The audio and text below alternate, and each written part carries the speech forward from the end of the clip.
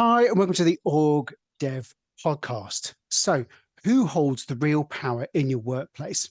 Whose voices are left unheard? And have you ever wondered why some people speak up while others stay quiet? Today, we're exploring the often unseen dynamics of power, voice, and silence in the workplace, how they shape everything from who gets credit to who stays in the shadow. Joining us today, we're delighted to invite the brilliant Dr. Mark Cole today. Mark is author, practitioner, researcher, and it's fair to say reflector, and he's here to challenge our thinking and help us understand some of these critical dynamics. Mark is the director of Radical OD, and he's a prolific author of 3 books, 2 authored with John Higgins, and he's currently got a 4th book on the way, which hopefully he'll give us a spoiler for today as well. The books that he's written are The Great Unheard at Work, Understanding Voice and Silence in Organizations, Leadership Unraveled, and Exploring the Faulty Thinking Behind Modern Management, which challenges the underpinnings of what is corporate leadership. And he's also written Radical Organization Development, which critically examines current OD practice. Including this, he's also a practitioner and has extensive experience in senior roles in OD, leadership and learning across the healthcare sector, and he's also facilitated the NHS London Leadership Academy. You'll find links to his books, blog and website in the show notes today if you want to go further. He also has a doctorate, and his thesis looked at reflective practice, which is a fascinating area, and he also holds a PG certificate in organizational change management. So it's absolutely brilliant to have you join us today. Danny and I have been looking forward to this conversation all week long. It's great to have you with us today.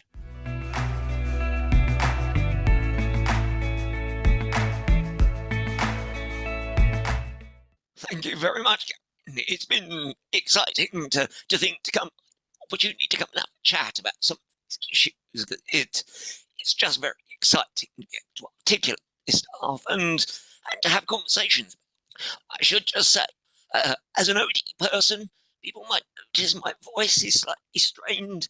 That's because I've developed a condition called spasmodic dysphonia, which is a fantastic term for something very simple, which is when I want my vocal cords to be open, they slam shut.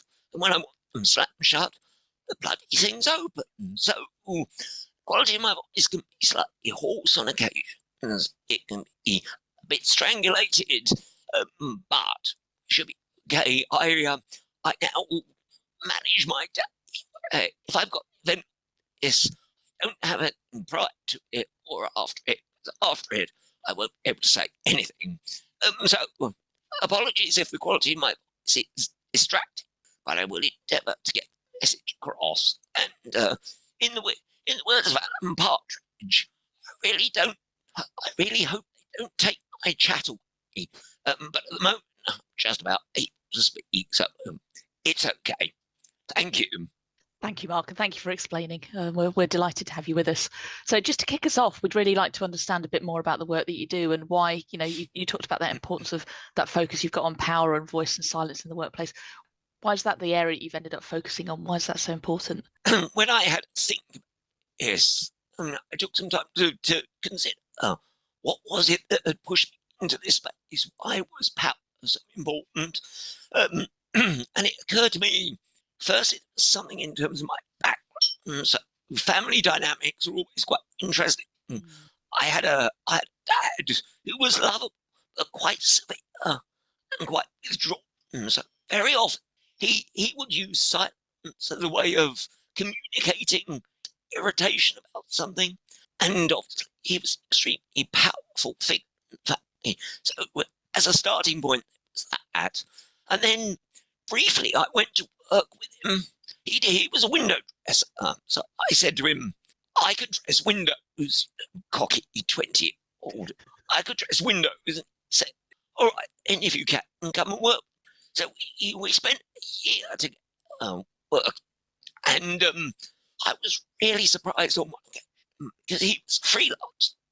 And he went to this shop in Bromley and stepped in. And he talked to the owner of the shop, who he used his title as Mr. So-and-so. We met Mr. So-and-so, and instantly Mr. So-and-so didn't call my dad John or Mr. Cole. He just called him Cole. Oh, please, you're here, Cole. Well, can you hear to the windows? I remember standing there thinking, you two are equal. Dad is a business person, you're a business person. Why do you get to call him Cole? he has to call you Mr. So-and-so. So these were kind of early problems to start to think about power, and I recognised it. And then throughout my first degree, I was fascinated by Karl Marx, as so many young people. And then I went to do my teacher training, and suddenly Marx didn't quite seem to fit what I was experiencing. So I started reading Michel Foucault. And once I started on Foucault, I thought, this is a far more nuanced approach to the idea of power, and it has far better application to circumstances like education and the workplace. So that was a major step as well. And then very often, certainly, I spent 25 years, perhaps 30 years of my career just being a corporate drone. So again, my dad's voice would say, just turn up, do what they take, and keep your head down. And that was the way I lived my life until I did go across to work at Ship Academy as a garage, and suddenly I was given space not just to do interesting things, but to think about, which is so rare in corporate settings, the space to think, the time to take the opportunity to think. And I started to think critically about the workplace, and particularly about my work.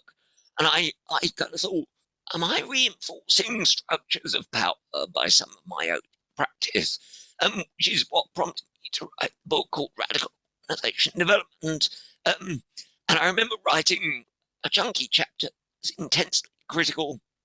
And I thought, this is turning out as an 85,000 word resignation letter. So I need to have a chunky back chapter that says, what do I want to do differently? So I didn't want to say to people, here is a model of a practice. I wanted to say, here's what I intend to do.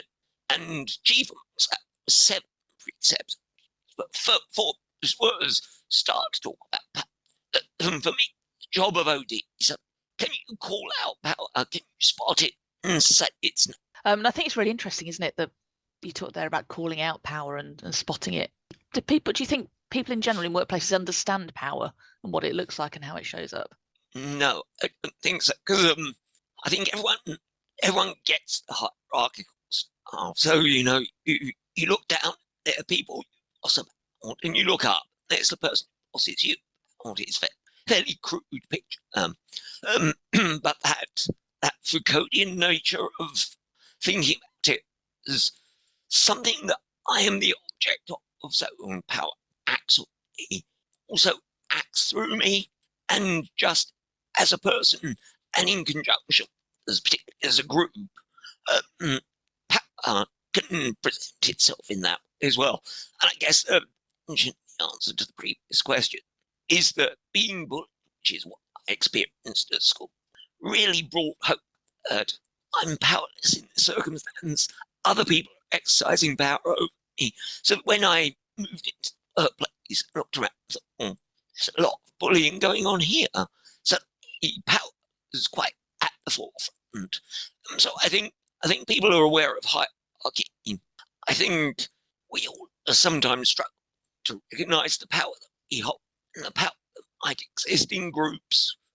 There's that excellent book by Elias Canetti talking about crowds, and it makes the point the crowd is a fantastically powerful entity that we need to be very mindful of. What are your thoughts on how we get to people to recognise they have got agency and power when they might feel powerless? Yeah, because we had Ted Rao on here that is part of Sociocracy, and he makes a big point of power over, power under.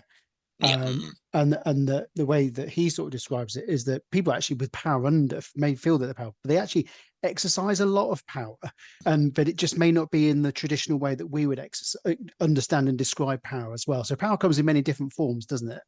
Yes, it does. I think it's always useful to go back to Mary Parker Follett, who tends to be a forgotten person in terms of OD thinking, and I suspect she's forgotten because she's a woman. In crude terms, I think it's a gendered thing. Her rich source of writing, thinking, tends to get ignored. But it was Follett herself who started to talk who's got power, who's got power within, who's got power is, and all those different ways of thinking about it should encourage us to say, actually, yes, I have power. People that don't actually appear below me in the structures, but I have power over them. So it's it requires a reflective approach to say, okay, I could sit here and just look up the chain and say, power acting on me. But instead, I should probably look out and down across and say, how are people perceiving me in terms of acts of power? And I think that's important, because otherwise is that traditional picture of power, some sort of zero-sum relationship where they have power. I don't have. That's just too crude a picture, because I can have it as well. And you mentioned your 85,000 word resignation letter. I did, which is great. Obviously, you've got extensive experience in the NHS, for example, which is a real interesting place about, because you've got different professions. You've got obviously the medical staff, you've got the management, you've got different levels, different professions all coming together in this one big melting pot, and then you've got a political agenda mixed in as well. What were some of the sort of the things that really sort of highlighted how power works in organisations from your time in the NHS? In the NHS, it is perhaps the crudest manifestation of corporate power. So it is still dominated by command and control for a variety of reasons. So people talk about blue light management. So if you walk into an emergency department, you expect pace and pressure to demand that people are making quick decisions. It's clear who's in charge. And I used to joke that, if I'm having a heart attack and collapse in the corridors of the hospital where I work, I would really like the crash team to appear and somebody take charge quite quickly. I do not want them to sit around in a circle, a flip chart, and say, can we just brainstorm how to resuscitate this person? So it's contextual. The problem is that blue light mentality washes across the whole corporate entity.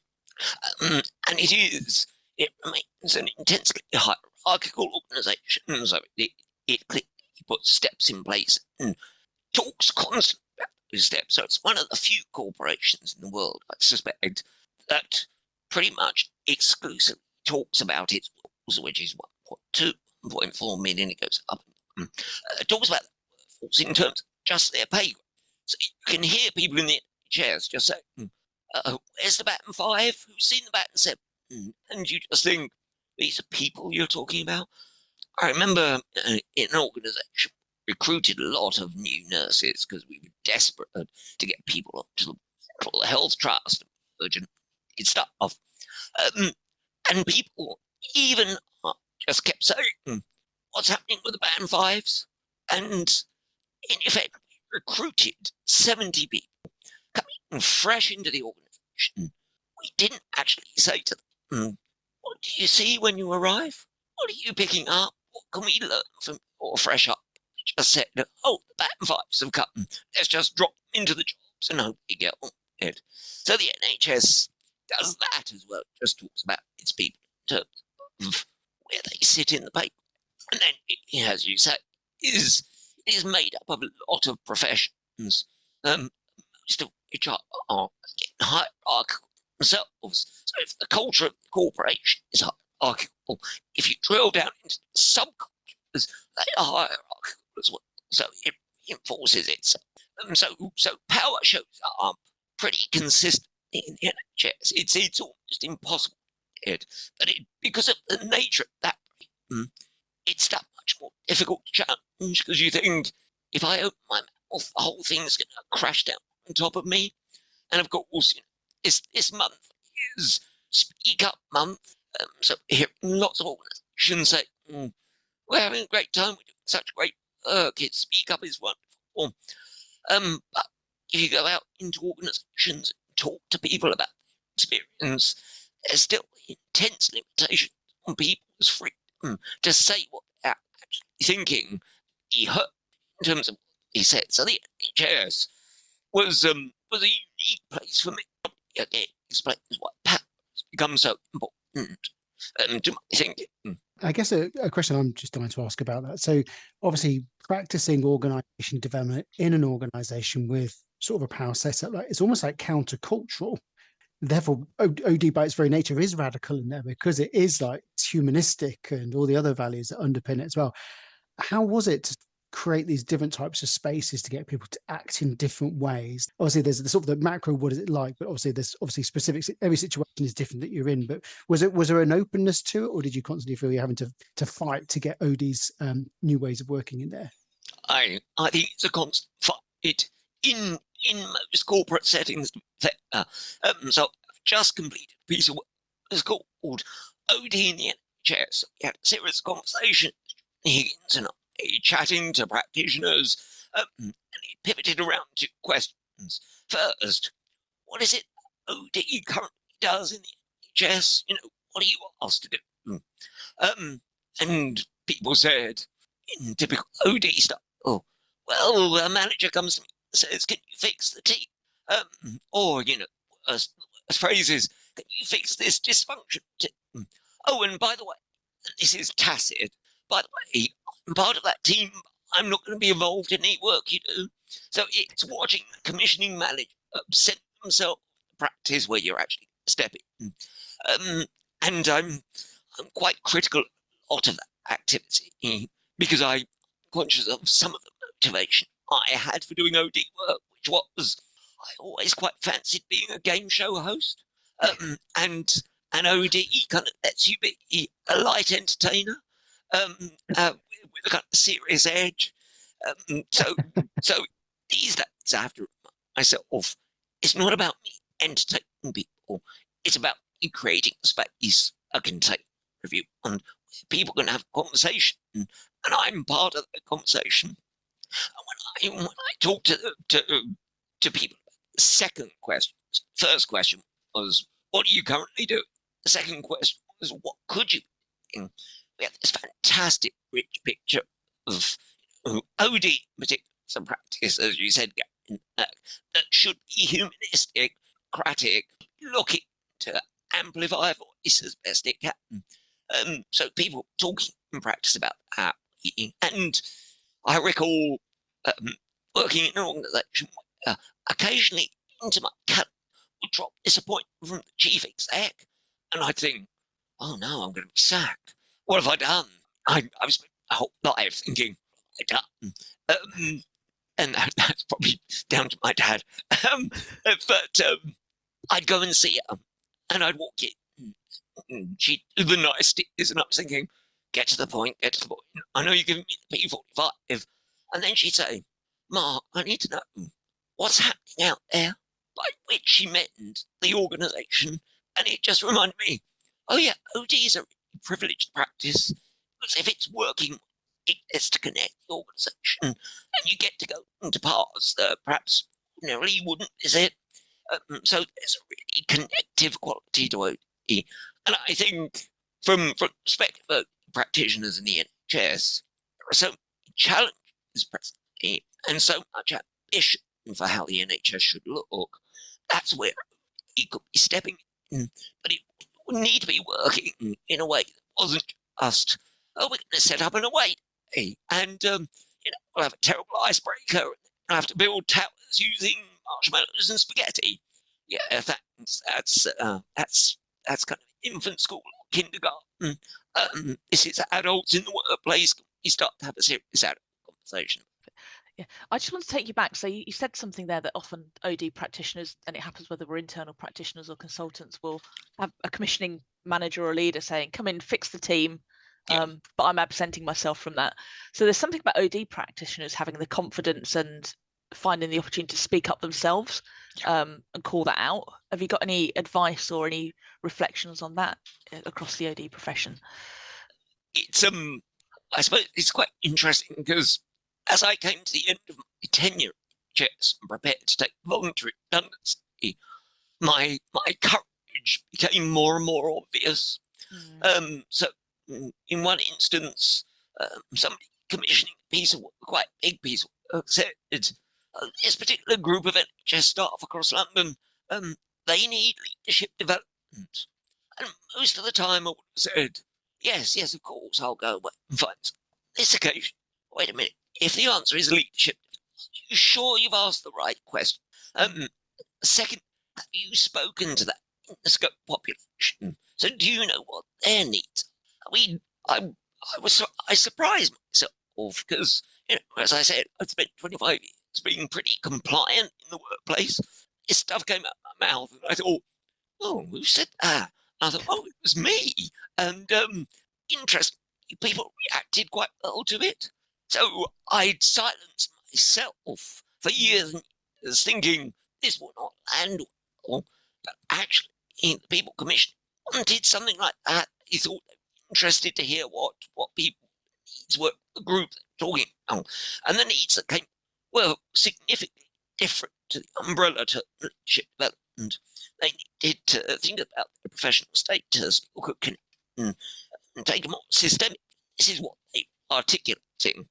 So I think it's finding courage to professionally push back on things. So in the book called The Great, that's a tough word to say, The Great Unheard, John and I at how do you stay authentic to yourself and say what you need to say, but do it in a way that's acceptable socially? And we were agonising about this because it's a tension, in the debate on free speech. That's always a critical element. And we ended up saying, oh no, we're going to have to draw a diagram, because we tried to avoid diagrams, checklists, and other tools. And eventually John said, we'll have to do it right. And so we have a seesaw. On one side says, stay true to yourself, say what needs to be said. The other side is think about who you're speaking to, tailor your message, make sure your message is an invitation to dialogue, not a denunciation. And so just getting that balance right is a critical professional element as well for people. It's how do I articulate occupational concern in this place and offer a professional observation about how we might address it. So it has a second occasion as well where we're doing some inclusion. I said the same thing. We'll be clear about the scope population, what they perceive their needs to be. And again, it was some focus groups. What came back as fascinating at traditional OD way. If you want to label that kind of activity as diagnostic, which I wouldn't, because actually that's OD, to get amongst people, start to talk about what's your experience of work? How could we make it better for you? Just getting in amongst people to have that conversation is to me the fundamental quality of OD, and then creating this connection and offering voice in terms of people further up. And that's where he could offer a massive contribution. I think of reading a blog you wrote recently, you talked about speaking up can actually be disempowering in contexts where nobody's listening or actively hearing what's said. And I think that's something we see a lot. You often get a leader who will say, why aren't my team talking to me? How do we help them navigate that? Yeah, that's is complicated. It's partly it's manifold. So where to start for leaders in the current context, and no matter what we might say about leadership, you go through the Heathrow Academy, there are groaning shelves full of books talking about 57 varieties of leadership. There's servant leadership, transformational, every possible type.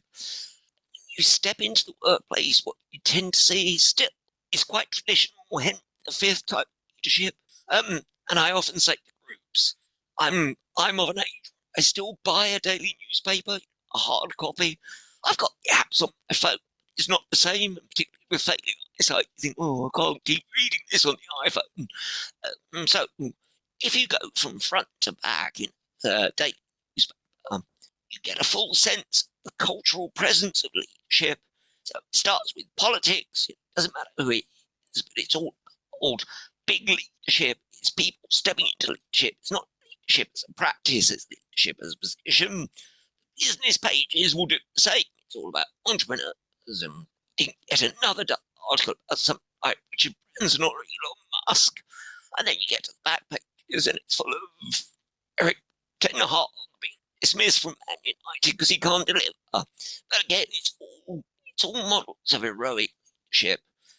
So that's the challenge that is to get people to think leadership. So that status of the leader status very often feels quite fragile. So for many years, I was quite hostile towards senior leadership because I'd been a trade union rep in my 20s and an active member of the Labour Party. So as far as I was concerned, I was thinking, why are they? I remember not that long ago, I was being critical of a senior leader, and a friend said, "You don't know what they're going through. You don't know what it's like to have to occupy that position. You don't know what demands on them are. They may be interpreting those demands badly and dropping them down through the organisation in a clumsy way, which you have to take into account. They could be sitting in the organisation under intense pressure. And as ever, elections, and Isabel Menzies-Leith talked about this, the organisation is a container for anxiety, and top teams are riven with anxiety. If you put it in that position, if you think about top teams, the C-suite, as they like to say, which is such a cute way of talking about it, if you think about that C-suite, it's a quite competitive environment. So the idea of the chief exec is sitting there thinking, which one of these people is going to stab me in the back? Can I rely on any of these people? It's like a Shakespearean play.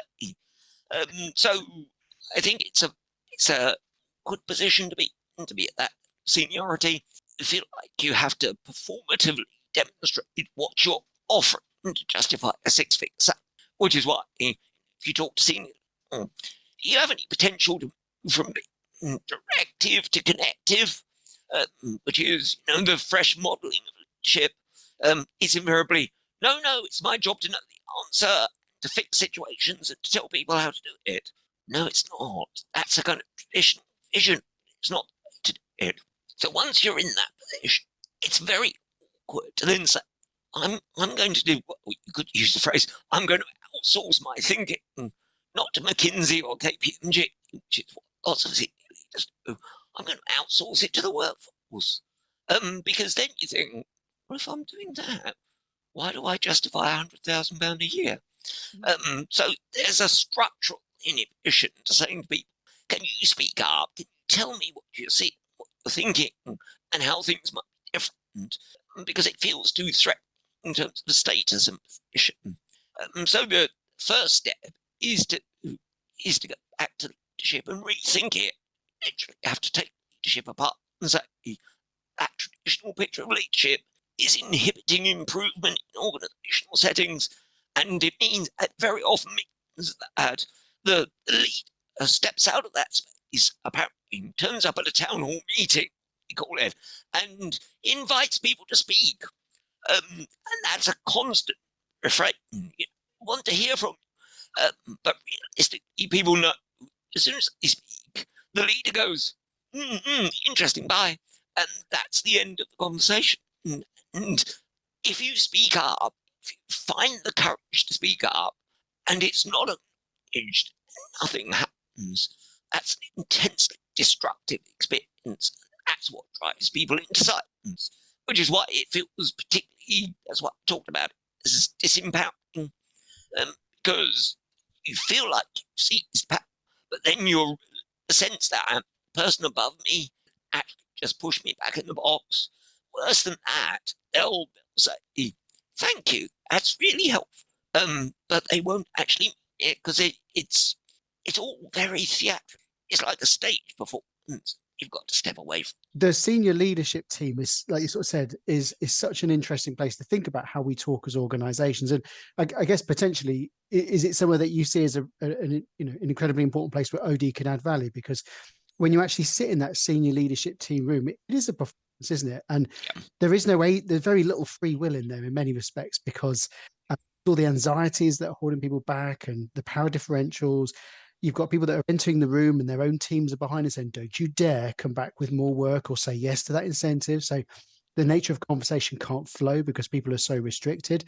You've got the chief executive and all those things as well. What can OD do in those settings to sort of help bring more better talk and more listening and better communication in there. I think that's a really good description of how it feels in the top of organisation. I remember chatting to an exec director. We're talking about taking a paper to the executive committee, and it was a complex paper that was quite a difficult message. I'd written it for as the head of OD, but we were then discussing it, and he said, "Well, the question is, who takes this to the committee?" And I thought, "Well, you're not throwing me up." So I said, I said, "Well, I think it's below my pay grade to take this to that level." And I said, "Besides that, that's your team." And he said, "I don't think of them as my team." And that was a revelation to me, because I suddenly thought, well, they're the people you're working alongside all the time. They are the people you think of as your peers. You're actually saying, don't think of them as a team of which you are a member. I mean, a whole term T is contestable. It's not a term I like at all. I tend to critique it whenever I have opportunity. But I thought that was really illustrative. And if you think about what so many meetings in company settings are extremely performative. So gender tells us what's covered. There's an agreed outcome, and we turn up and we know what the script is. It's a tacit script. Okay, I'll wait until they've said something, and then I'll make a contribution, and we can finish because we'll get to the point to get to. So it's crudely performative. Whereas you think to yourself, what if people just came together and had a conversation? Because that's such an natural thing to do. And it's something outside of the corporate setting we tend to do regularly. You think about social occasions, the occasions where you rub up against people, chatting to them, you think, oh, you're interesting. Well, that's interesting. I don't think any formal meeting I've been to across the period of my career where I've come out thinking, that was interesting. I've just been looking at my watch thinking, when does this hell finish? So there's something about OD saying to that topic, do you have space for a conversation? And there's a problem there, because one of the facets of contemporary leadership, or the way in which people think about leadership, enforce it, is, well, I'm a leader, I'm top of the part, doing this, and look how busy I am. And I caught somebody showing their calendar saying, I've got meetings from 8 till 8. When am I meant to do the work? And I said, oh, surely some of those meetings are the work. Also, you're an executive director, so if you can't control your own diary, can you control the organisation? And so it's a challenge about pace and busyness, because again, it enters a scene, you seem to be driving pace constantly, whereas actually OD is saying you need to take an hour just to sit and talk to one another, and that's a challenge in contemporary context to get people to take that seriously. Yeah, and the thing is, it's just an hour. It's not a 3-day away day in an expensive hotel. It's just an hour, isn't it, as well? Well, I have to say, you're very good at having conversations, because this is the longest we've ever spent on our first questions. Yes. It's really good. So we're good to take a break. The next question I was to ask is what was your journey into OD? You kind of sort of talked at a high level in terms of what your journey was like, but how did you find sort of OD, and how did it transform your view? Like you said, it sort of spent your whole career being like X, and all of a sudden you found it and it became like Y. What was your journey into it? Well, I left school early. I had an undistinguished school career. That's a polite way of putting it. That's not what my former teacher would have described it as. The only thing school taught me was that I was stupid. That was school's key teaching. And as I said, it's a quite heavy period of bullying in secondary school, which meant that I applied myself to truanting for the whole final year of my secondary career, and I was really good at it. So I don't think I attended at all across most of that fearful used to go. So I was keen to get free to school as quickly as possible. Did a series of jobs then, shop assistant, and as my dad picked me up from school that day, took me straight to the job centre and said, "We need to find you a job." So, okay, so a shop assistant, and then I worked with Dad as a window dresser, and then I landed a job in NHS, which was operating part, is supporting people, or moving patients and stuff like that. It was a great job, and it was communal. It's a fantastic for people to work with. Is again, first exposure, practicalities of workplace power. So I remember being scolded by the theatre sister because I turned up in a pair of scrubs, green, whereas as a porter I was meant to wear grey, and obviously I wouldn't wear blue because that was nurse's colour. But I got torn off a strip for wearing green, but there were no other scrubs to wear. So I did say to her, "But sister, there's no other scrubs." I had to. "No, you can't. They're the surgeons." And I thought, really? And just a second story. Went in, called into theatre one day. A particularly severe general surgeon was working. And I stepped in, buzzed in, and said, "Can I help?" And instead of turning to me, he looked to the scrub and said, "Tell him to move the light." And I thought, okay, so I stood up and moved the light, and I said, "Is that okay?" "Tell him it's okay." And the nurse had to tell me it's okay. So if you wanted a practical example of how voice and silence and power manifests itself in a workplace, that was definitely the case. I did rather enjoy on my last accidentally banging his head with the light, which didn't, he wasn't working on a patient, just happened to be standing under it, and I had to apologise profusely whilst inside thinking, yes, gotcha, which is not a healthy position to take. So NHS was fascinating to me, and as I said, I became a trade union rep, and then thought, perhaps school got it wrong. Maybe I'm not stupid. Went back to college, course of Middlesex Polytechnic, which was industrial relations and trade union studies, which was a fantastic program, which of course doesn't exist anymore. And then matriculated to university and finally did teacher training. I did post-compulsory teacher training and thought, I'm not going to do this, because again, power was at the forefront of my mind. I was thinking, why do I have the power in this space, and how do I devolve power to students? And I could reconcile that challenge at that time, and I found a job first in the NHS. They were advertising for this employment development, looking for West Lambeth Health Authority. It was externally funded. The job of the team was to look at Lambeth, Southwark, and Wandsworth as three boroughs that St Thomas's Hospital sits in, and to try and work out why the travel to work was from the donut of London. So most of the staff came in from Bromley, from Croydon, from Kingston. Very little recruitment from Southern.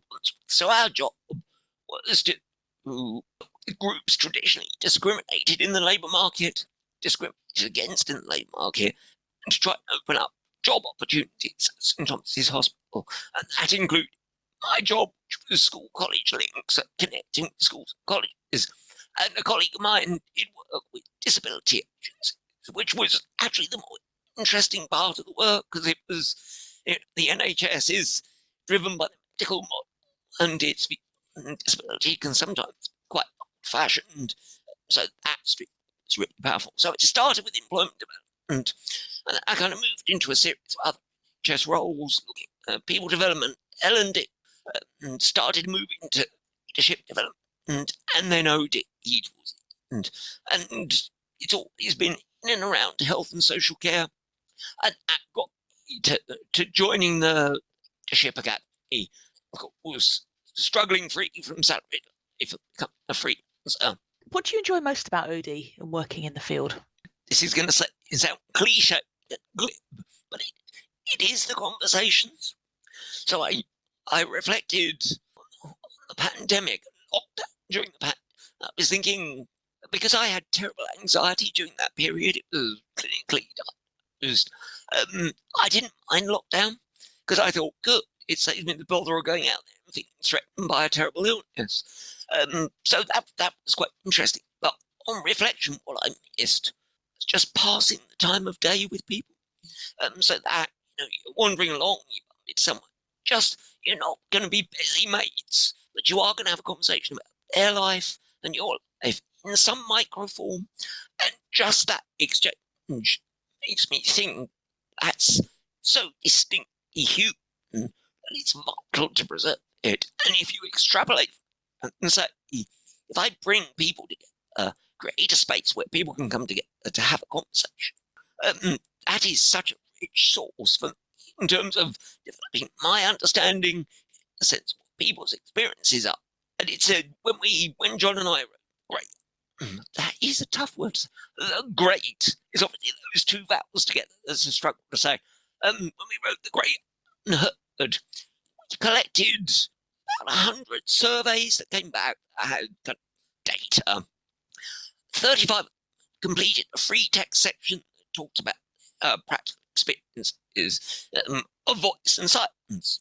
And we looked at them, and John, researcher, he said instantly, I'll take these away and codify them and see. And I said, no, let's not do that, because these are people's voices.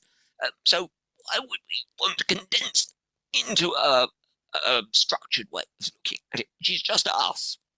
So at the end, we ended up putting 35 responses in the book, and we did a preamble about it, to the reader to read those as voices from 35 people. Then I wrote a commentary and John commentary, and what was crucial there was just thinking methodologically.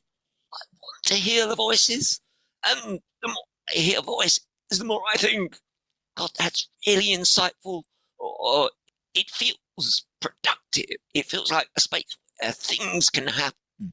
And in the current circumstances, we face a whole range of wicked problems, not least stuff like climate change, crisis there.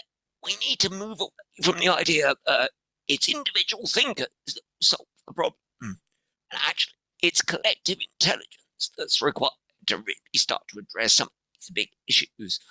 So the big motivation, big joy is coming off the end and thinking, gosh, I heard so much and I connected with human beings in such a rich way. I feel better for the experience. I feel more human for the experience. You mentioned earlier that a little bit of the role of an OD is a little bit like a game show, because there is, and sometimes there's a certain amount of pressure that goes with giving them cathartic moments, isn't it? And Yep. change happens in the conversation. That's, people exchange views, their mental models are challenged and all types of things as well. Can change happen without the cathartic moment? Can it just happen through regular conversation? Does it always have to be spectacular? I think it does. I think it happens in all manners. So one story I tell, doing a bit of work during the pandemic, talking to staff experiences. And I recall talking to a clinical member of staff, and they said when the pandemic hit, it was quite interesting because senior leadership kind of disappeared because they were struggling to try to work out what they needed to do. That person said, I saw more of my manager, so they were on the floor. But she said, really interesting thing was, if I needed to make a patient transfer, it would take me 3 days, and I would probably have to invoke somebody from upstairs to intervene to make it happen. So 3 days at a minimum. She said, since the crisis, I pick up the phone and speak to a colleague in another trust, and I can get a patient transferred in half a day. And it just reminded you, it's that thing about Carl Weick's observation about organising an organisation. So once you start organising, you've got people coming together, shared ambition to get stuff done in an effective way. As they get on with it, gradually there's a bureaucratisation as the organisation springs up and surrounds it, and suddenly you need a finance function, HR function. And instead of them being in service of the organising, they become the dominant voices. So it's a reminder that organising bit is interesting bit. And I also back to Harold Bridger's work. So Bridger was offered by on about kind of psychodynamics in groups, and he talks about most organizations are fixated on their primary task, which is what's the business for, what is it, how does it, whereas double task, which it talks about, is how do people connect to get that stuff done, and very often that connection is the interesting bit, and that's where little bits of change happen.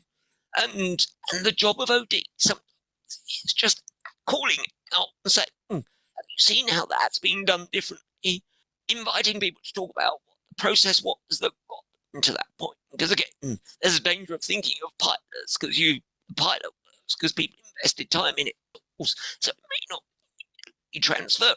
So there's something about just saying to people, yes, you have the opportunity to look around, and he has the capacity to amplify that and just say there's little bits of change going. Sometimes connecting like a dot to dot.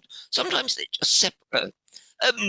Dave Snowden, who does so much work on complexity, he talks about safe to fail experiments and the job of somebody in a position to fan those working well and allow those working well to just die.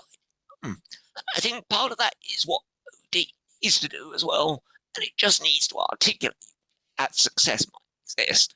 You mentioned obviously that creating and being a part of the conversation is what you enjoy the most, but what do you find most challenging?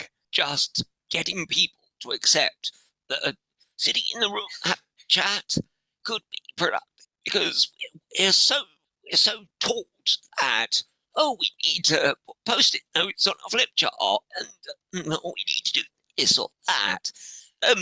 You forget just having a conversation with someone can generate change. So again, I remember a session I set up, and it was quite an old-fashioned session I was running, so it's not something I'm terribly proud of. But I set the group off and said, right, go and find a pair to talk about your work and share their work and see if there are ways in which your work intersects. And two in particular, one I think was a radiologist, the other was a clinical coder. So they structured the organization, they barely met, there was kind of dotted line in terms of flow of artifacts, but for the first time, face to face. And I think about 5 or 10 minutes, it was some silly icebreaker up. He turned around and said, I think we just solved a major problem. And I said, what do you mean? They said, well, I've worked out what I need for this process. He's just described what he needs. We worked out a solution. And I thought, well, there it is. That's how it happens. Just that quick exchange can generate significant shifts. And that's very positive. And that's why OD charges the big dollars.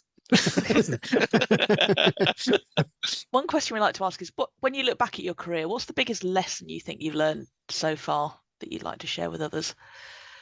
I suppose there's that lesson about confidence. So having confidence to inhabit that role, to say that OD isn't just about dancing to the corporate tune. It's about staking a claim and talking differently and creating space for people to do stuff. So that's a critical observation I would make in terms of I wish I'd latched onto that quicker. But as with all things in life, you have to do it when time is right. So it came late, but the opportunity to benefit from that revelation now, which I hope I do. Yeah, one question we like to ask is how do you invest in your own learning and development? What does that look like for you at this stage in your career? So it's twofold, I guess. First, because I've talked so much about conversation, it's about paying attention. Because sometimes we lost in the routine of work. So I'm going to turn up this time. This is going to happen. I'll take people through the program. And happy sheets on the tray and drown my sorrows in a gin and tonic, which is the kind of life of a desperate OD practitioner. But paying attention, say, I'm part of this, and learning from what you're hearing. So recognizing people are sharing their experiences, and those experiences are valuable because you're picking up on stuff that perhaps you wouldn't be privy to. So professional flows for me quite intimately from the practice of listening to others, particularly where others come together to talk. And the second bit it doesn't sound quite right, but for me, business of writing stuff is really, really important. So, as I just described, when John and I are sorting through the methodology, thinking, how do we manage the 35 voices? It's simply off onto a tangent, thinking, oh, what's that? Because I found some reference on it to this practice called Verstehen. Verstehen was practice Max Weber picked up, guilty, and literally Verstehen is don't try and bring science to human interaction. You cannot scientize human interaction. You shouldn't be trying to interpret interaction between people. You should be hearing it, just hear. And that is a powerful, powerful thing to find. I suddenly thought, oh yeah, that makes sense. And that kind of structures quite a lot of thing about. I'm not going to do a particular session with you. I'm going to just give the opportunity to chat, and I will make sure, as John and I sometimes say, I listen to hear, I hear to understand, and I understand to create space for done. If I can't, I'm not doing my job. What advice would you give someone who's just at the foothills now of their OD career? Okay, well, caution around the term career, because I was chatting to somebody about this week, and I said there are kind of two definitions. One is this kind of trajectory that takes you from point A to point B. I said, but it also can be applied to the ski slope because you're careering out of control. And most people's experience of work is a bit like that, careering out of control, not in a bad way. It's a positive thing because it takes you into interesting places. And the person I was talking to said, oh, I've got a third. I said, what is it? She said, well, I feel like my career is sometimes spiraling. I said, what do you mean? She said, well, I'm looking at a particular perspective and I move around it and zoom in on it, perhaps zoom back out. I thought, okay, that's a rich observation as well. So OD, I mean, there's quite a lot of discussion about OD being professionalized these days, which I think is an error. I think it's something to be actively avoided. It's an occupation that people, as you say, can come into, sometimes go out of. Sometimes people that don't even need the badge of OD are doing OD, and ultimately, OD should be a feature of most managers' work. So you should have basic grounding in terms of thinking, what should I be doing with this team? Just bossing them around and dropping more work on them. It's sending, or saying, speak up, which is another negative, of course.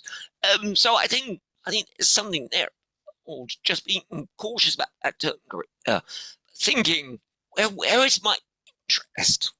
Or what really interests me in terms of corporate life? Where could I go to do stuff? In particular, if you've got interest in people, and by people I mean practical human beings, not human resources. If you're interested in people, then that's a logical space to step into, and simply you have to ask yourself, can I add value there? Because that's two sides. I'm interested. It's like a Venn diagram. Am I interested? Can I? If you find a slot and think, yeah, I can. And I guess the other thing I say is, this is a recommendation to quite a lot of people that John and I picked up, I think, in Leadership Unraveled. He said, ultimately, the critical practices for somebody proposing to be a leader, or in fact, for any individual, but very specifically thinking about leadership, is that maintain a level of criticality.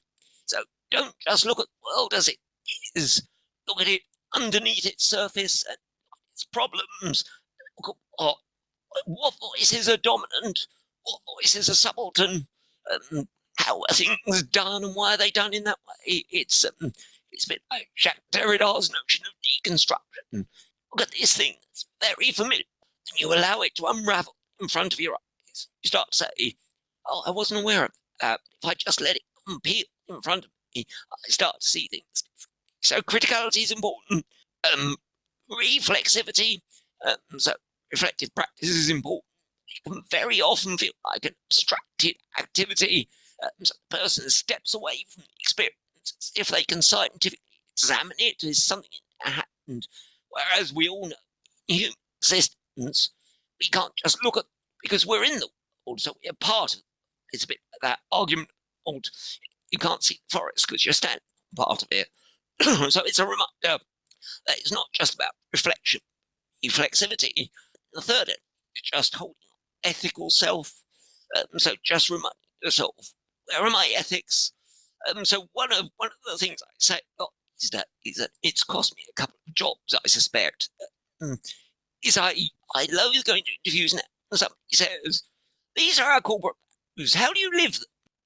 And a couple of times in the interview, I've said, I'm not going to talk about your values, but I'm going to tell you about mine, because you need to know what gets me out in the morning to come and do my job, and what propels me to do my job well. And the really depressing thing is organisations spend so much time trying to foist quite glib values onto their organisation, but rarely do they say to people as they arrive in the organisation, what values are you bringing? What values meant you wanted to come and work for this employer? And you're missing a trick, because that would create a set of values that are light and constantly refreshing. So the ethical self is important as well. And finally, just as you step into it, make sure that your practice is exemplary, so that people look at you and think, what they're doing is really good. What they're doing is having an effect. What they're doing is living what they're saying. And there's a term in anarchist thought called prefiguration, which means that as you practice your politics, you make sure that how you try to achieve your goal is thought about in terms of, if I'm not cautious about that pursuit, will shape the outcome. So if I behave badly in the practice trying to get to the outcome, and you can think of Bolsheviks in 1917, to a negative outcome. If I'm mindful of what I'm trying to do, will create a positive carry through the practice into the outcome. So that's a critical thing as well for me. Mark, I want to say a huge thank you for today. I've thoroughly enjoyed that. It's been a really expansive and immersive conversation. It's really shone a light on some of the most important parts of organisation development. And I think no matter where you are in your career, or even if you're just looking in at what OD does, and I think it's a really powerful sort of set of answers you've given us today. So thank you. Danny, what are you taking away from today's conversation? Gosh, where to start? I'm taking away a follow-up, so I'm going to go and investigate Mary Parker Follett. So I want to kind of explore her research and writings. A couple of questions. So I really loved what you said at the beginning about how might I be reinforcing the structures of power and having that as a kind of question. And I love the what do you do and what could you do? It's so simple, but I can imagine how powerful that is. And then I was just reflecting on the thing about the leadership paradigms, that the idea of a heroic leader and how that creates its own barriers to real conversation. I love what you're saying about blue light mentality, because I think that's maybe not something even exclusive to the NHS, but it legitimizes a lot of behavior in organizations as not always healthy. But just being mindful of what that does. Also, that power is not necessarily something what's said, but it's embedded in so many things, even in the color of our outfits and the office that we have and the parking space and all those different things. And you have to open your eyes to it to really see it. And that sort of echoes the bit, which is just looking beneath the surface. Don't accept the world for what it is. Just take a sort of an observer's perspective and think what is actually going on and what are the structures and the patterns and the mental models that people are holding that are actually driving these things as well. So I'm going to have lots of thoughts based on this conversation. Mark, you've got such brilliant, extensive work. There is a fourth book currently being, is it written or birthed? Is that the right word? It's written. It is. It's a slog. It's a proper activity. Yes. How can people follow your work? How can people follow your blogs or your writing or your all the different work that you do? So, as you say, the books are out there, available through all good booksellers and Amazon, if you must. So that's where you can find them. John and I do quite a lot of work on a blog, which is pointing alongside. I can't point properly. So it's www.radicalod.org. That's a struggle I've got through him. That's where we go to blog about stuff and talk about whatever motivates us at that given time. So that's a good starting point. There's a website as well, which is www.markcolt.com. And as ever in instances like this kind of exchange has a beginning and end, but the end is also a beginning. So genuinely, if people have sat there thinking, I don't agree with that, or what's he said that for, or I quite like. I am open to people communicating, because part of my work these days is just to have conversations with people. So if someone pops up and says, "Oh, can we have a chat?" I always say yes, because again, it's conversational. So the address, what's the email address? The best one is markholod@outlook.com. So if you just want to have a chat or share some observations, just drop me a line, because as I say, it's the end of this session, the start of a conversation, if we choose it. Brilliant. Yeah, absolutely. Thank you, Mark. And all those details that Mark shared with you will be in the show notes as well. So please do follow those things. Absolutely fascinating. Mark's interview becomes, I think it's our 41st different practitioner from around the world.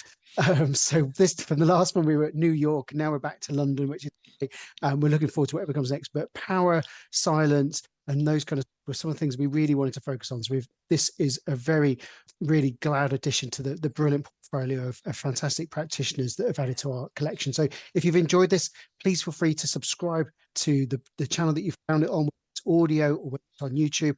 We'd love it if you were to like it, because it then pleases the algorithm gods and even more people will know about it. And then also finally, please leave a comment. We'd love to get your feedback. Obviously, Mark shared some brilliant perspectives there, and we'd love to hear what you're thinking about the things that Mark shared as well. So brilliant. So thank you so much. Again, thank you so much for your time, Mark. It's been a brilliant conversation. We've got so much from it, and it's going to be a pleasure to edit. So thank you.